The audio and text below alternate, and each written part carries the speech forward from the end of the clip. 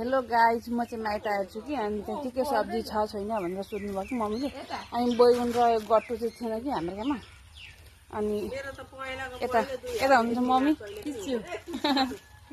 यता मम्मी हुनुहुन्छ, यता खनी खुसरी गर्नुहुँदैछ, यता धनियाँ लाउनु भएको छ। अनि धनियाँलाई गोड्नु हुँदैछ।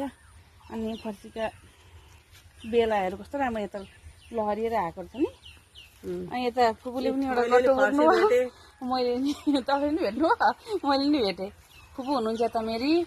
अनि पुरा गट्टाहरू भेन्डीहरू पुरा लगाउनु भएको छ। कस्तो राम्ररी गट्टाहरू फलेका छन्, सानो सानो बोटमा पनि कस्तो राम्ररी गट्टा फलेका छन् हौ।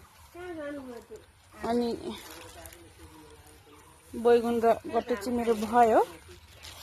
र अनि अब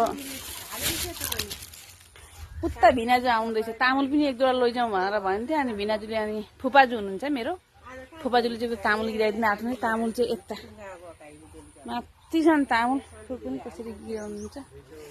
अनि पुरा यता मकै पनि लगाउनु भएको छ। मकै चाहिँ लागेको छ यहाँ कि मकै चाहिँ गसै मात्रै राख्नु, गसै मात्रै राख्नु मकै चाहिँ। पुग्छ भिनाजु? मलाई अलिक पर जानु पर्यो, टाउकोमा लाग्यो भने खत्तम छ कुरो। बोल्दै भिडियो कसरी बनाउनु होइन गाइज? भिडियो भइहाल्छ।